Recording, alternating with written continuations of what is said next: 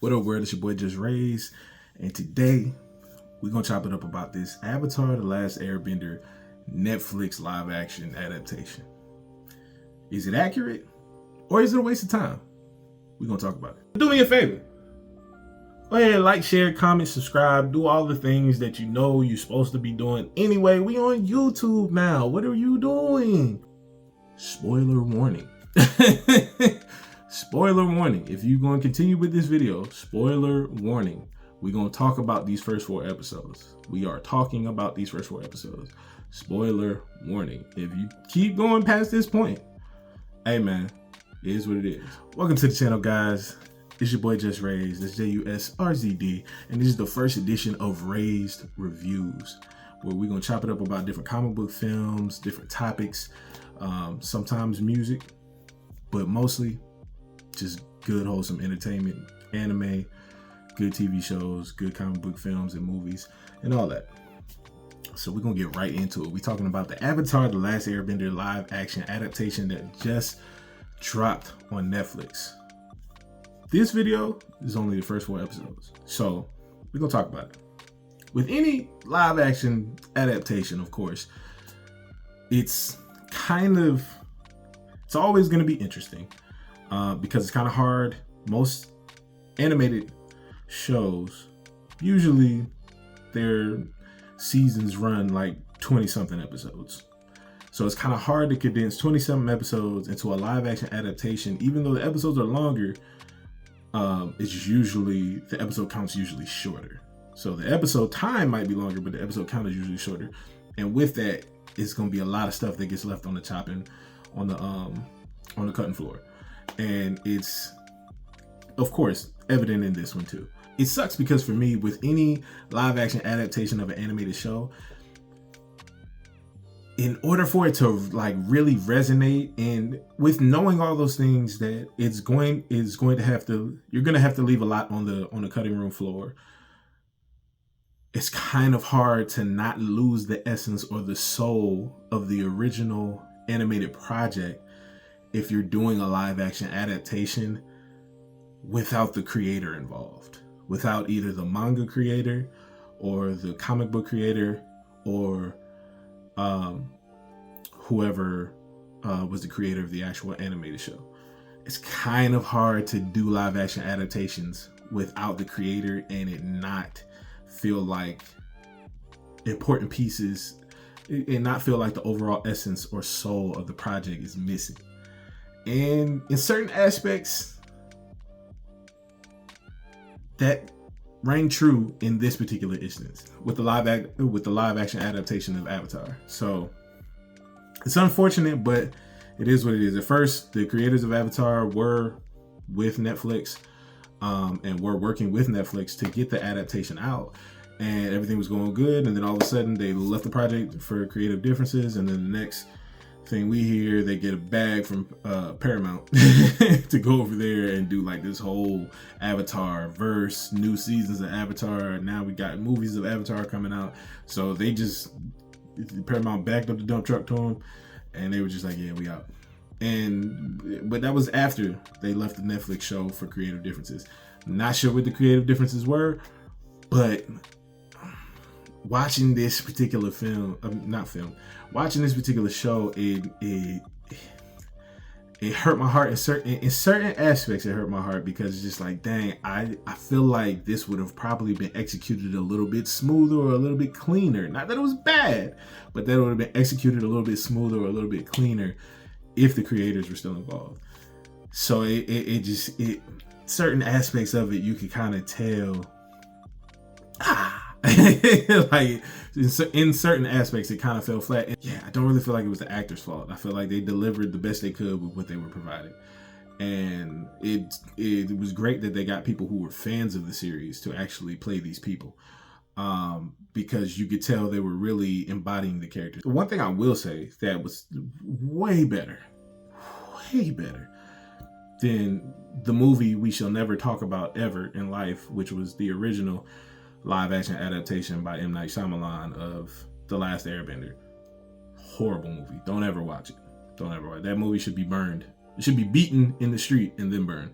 But that's neither here nor there. As far as the Netflix live action adaptation, the bending, phenomenal. The bending was actually really good. Fire bending was dope. The air bending was dope. The earth bending was dope.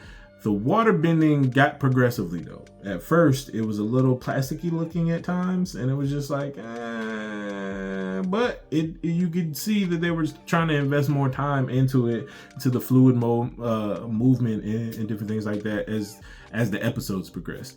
So I was just like, all right, I'm a little cooked. You know what I mean? So it was dope seeing the progression in that. There's one thing I will say that was great about this live action adaptation. The casting was actually really good in my opinion. Iroh did a really good job. Zuko, to me, he did a good job for first book Zuko. I'm interested to see how he progresses through book 2 and book 3.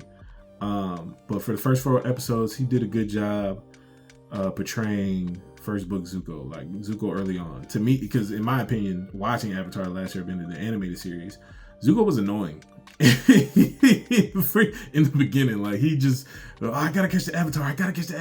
Like that's all he was focused on. It was mad annoying because he was just crying about that all the time, and it was just like, all right, relax.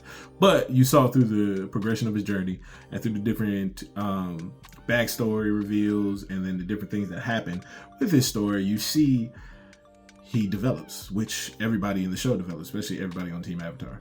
And so it was great to see him embody that in the first 4 episodes. So I feel like casting wise, they did a phenomenal job, in my opinion. Lord Ozai, Fire Lord Ozai, I've been rocking with the actor who's playing him since Lost. So yeah, even the actor who's playing Zhao, I call him Juntao from Rush Hour because I don't know his actual name, so we just gonna go with Juntao. But Juntao, phenomenal actor. He did his thing for as Zhao. I liked his adaptation. Like I said, Iroh was dope. Even Azula, in the first 4 episodes, she didn't even get introduced this early in the animated series, but it was dope to see kind of just tidbits of her progression, just even in the beginning of the actual show. I thought that was an interesting change that they made, and I felt like it made sense for what they were doing with the story. It didn't really make sense in the animated series for us to know about her, but it made sense in what they were doing with the live action adaptation, why they introduced her so early. So I thought that was I thought that was dope. She did a great job, in my opinion, of coming off a little bit crazy. So I'm interested to see where she goes with it, because she did come off just a little bit. She did a good job. I'll just say that she did a good job. So we're talking about the first 4 episodes. Like I said, I felt like the casting choice was great. I like Jet. I like his squad. I like his crew. I thought that was cool. The engineer and his son, I thought was cool. Boomy had to grow on me a little bit. I will say that Boomy had to grow on me a little bit. But once I got used to it, I was like, okay, all right, I get it to you. I'll give you Boomy. But yeah, Grand was cool. Yeah, I thought it was dope that they had of course, the Cabbage Man and the Singing Travelers in the actual show. And if you've watched the animated series, you know what I'm talking about. That was cool little Easter eggs. The Kyoshi Warriors, fire. But we're gonna get into all that. I'm just talking about casting, set design. The parts that were actually set design were good, in my opinion. I'll get to the drawbacks a little bit later in the video, because the parts that they actually designed for the set were good, in my opinion. The costume design, the Fire Nation armor was dope. Everybody's fits were tough. And not too over the top, in my opinion, but like very accurately depicted. So I appreciated that. The casting, the set design, and the costumes were chabela. But I'm not tight. But it was good.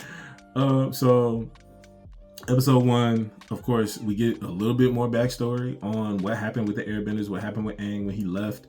And when the Fire Nation actually decided to attack, we actually get to see some of the battle. That was actually interesting to me. The fight scene was actually really dope, in my opinion. It was a little shoddy here and there with the CG and with the scenery, because it was. I gotta say this now because I can't keep avoiding it. There's a lot of green screen in these first 4 episodes. There's a lot of green screen that was used, and I get it. A lot of the world of Avatar: The Last Airbender is very visual. It's very foresty, mountainy, big stone cities. Like it's a lot. Like you feel that it's like a large scale. Whenever you walk into a new city, when you're walking through the forest, when they're flying in the air across either the ocean or across the different lands that they travel to, it feels very large in scale. So I understand that set design wise, it's kind of hard to capture that without green screen, but I just feel like it was maybe some tighter shots, or maybe some because the actual set parts that they actually designed looked good. But when you shift to that and then you do a wide shot and it's nothing but nothing but green screen behind everybody, and then you do a close shot and it's also nothing but green screen behind the actor, it didn't look the greatest, and you could really tell the difference. And so that was a drawback for me. Like the green screen effects, it was a little bothersome. It was a little shaky. Like it was just doing too much for me at specific times. But the first episode overall, I thought it was a dope adaptation. I like that they added the little bit of backstory in the fight. I thought that was cool between the Airbenders and when the Fire Nation actually attacked. So you actually got to see it firsthand, to see the battle. So I thought that was pretty interesting. Shouts out to Appa, shouts out to Momo. I thought Momo was designed really well. Appa was designed well too, but it's kind of hard to have a CG flying bison just flying around and him look good all the time. I'm not saying that he looked bad in any particular shots, because I don't actually remember any specific shots where I'm like, ooh, he looks a little clunky. But he overall, they did a good job with Appa and Momo. More so Momo, but also with Appa. It wasn't bad, it just wasn't as clean as Momo. And it could be size. It could be scale, because Momo is very small. He's a flying lemur. And then you have the flying bison. That's a large animal. But I feel like they did a good job. And even giving Appa a hint of personality. I ain't gonna say that they gave him a lot of personality, because they didn't. But Appa in the animated series had a lot of personality, and it developed over time, and we got to see Appa go on adventures by himself and all that. But anyway, episode 1, I feel like that was a really good depiction, a really good opener, a really good start to the series. Let's go to episode 2. Episode 2 in Kyoshi Island, the Kyoshi Warriors, bro, fantastic costume design. I love what they did with Suki. I remember before this ever dropped, they were talking about changing Sokka's misogynistic viewpoints and having him come from a different perspective and point of view. And I was interested in how that was going to play out, especially when it came to the Kyoshi Island arc and them being on the island and experiencing all that. And because that was a big moment of growth for Sokka. That was a big moment where he really learned about the world and about how my viewpoints aren't always accurate. Like, I thought women were weak, but they're not. This girl is actually kicking my butt, and she has a crew of warrior women around her that can kick my butt. Like, so clearly my viewpoint is flawed. So I like the fact of how they adjusted it, because they already said beforehand that they were going to adjust it and kind of make it more of a situation between both of them. And I kind of like how they portrayed it. I enjoyed it for what it was. As far as that, I love how they did the Avatar state with Kyoshi taking over. I thought that was interesting. The fight scene was pretty good. It was pretty good. Now, I'm gonna do episode 3 and 4 together.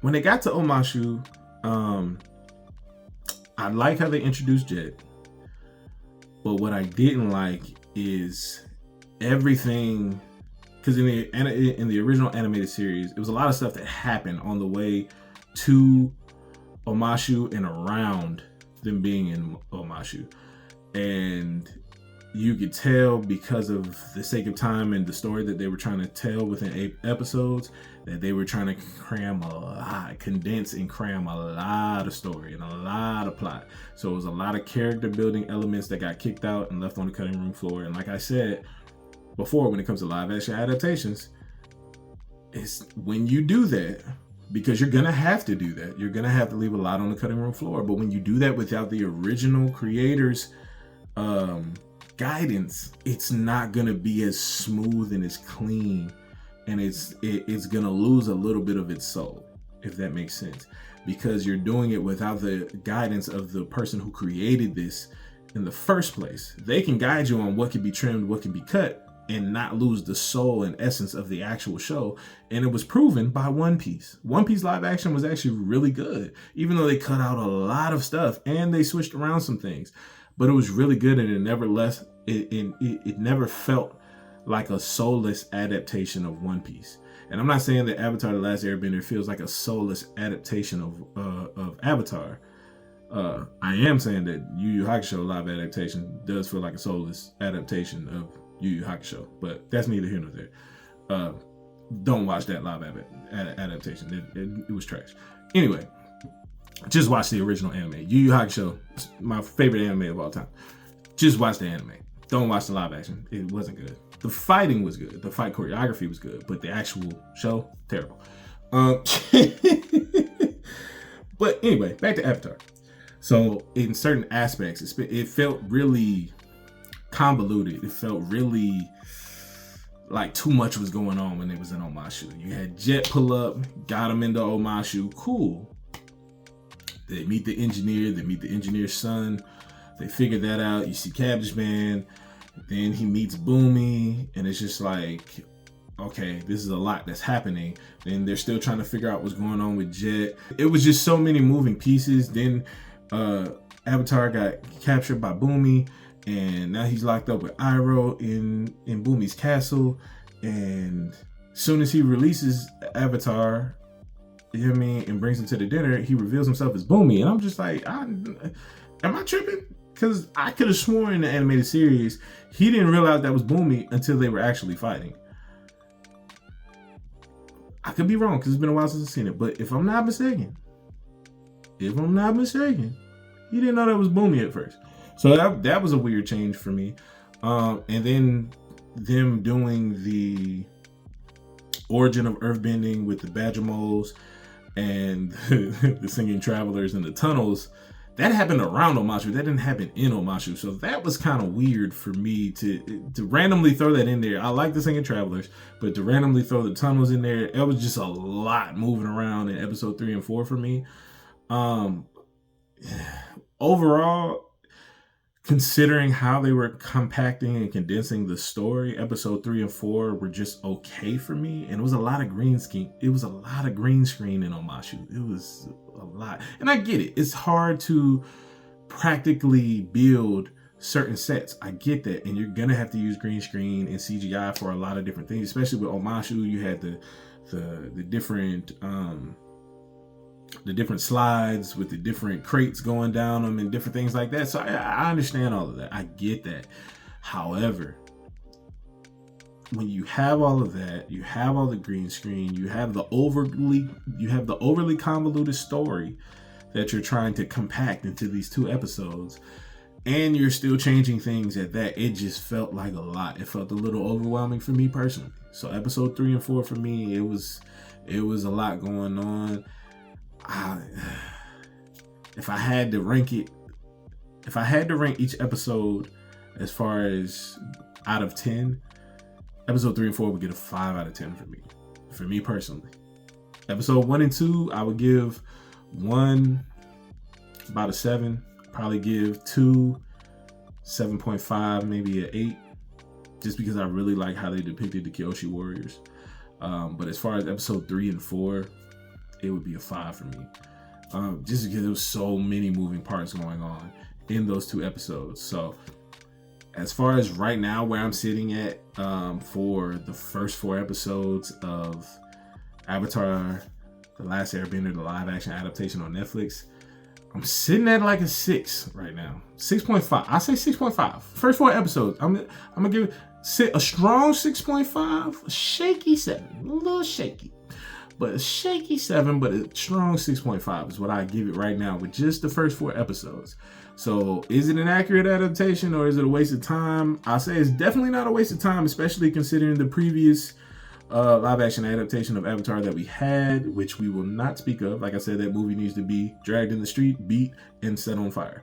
But as far as this new live action adaptation, like I said, first 4 episodes, I give 6.5, shaky 7. Shaky 7. Just for the first 4 episodes. Like I said, I really liked episode 1, I really liked episode 2, but episode 3 and 4, it was just way too much going on for me, and it just felt overly convoluted. But I did like the character choices, I did like the casting, I did like the set design of the actual parts that they designed of the set. I love the costume design, and I'm enjoying the ride and the journey of what they're trying to do with this live action adaptation. I'm enjoying the journey of going along with what they're trying to do. So that's why I'm at 6.5, strong 7. So part 2, which will be episode 5 through 8, will be coming later on, probably next week. But yeah, man, I'm enjoying the series so far. I'm enjoying the journey. So don't forget to subscribe to the channel. Don't forget to like. Don't forget to comment. Chop it up with me in the comments. Let me know how you felt about the live action adaptation. If you haven't seen it yet, hey man, take some time and watch it, and then come back and watch this video. Like I said, it's free soul to the soul free. This has been Ray's Reviews, first edition.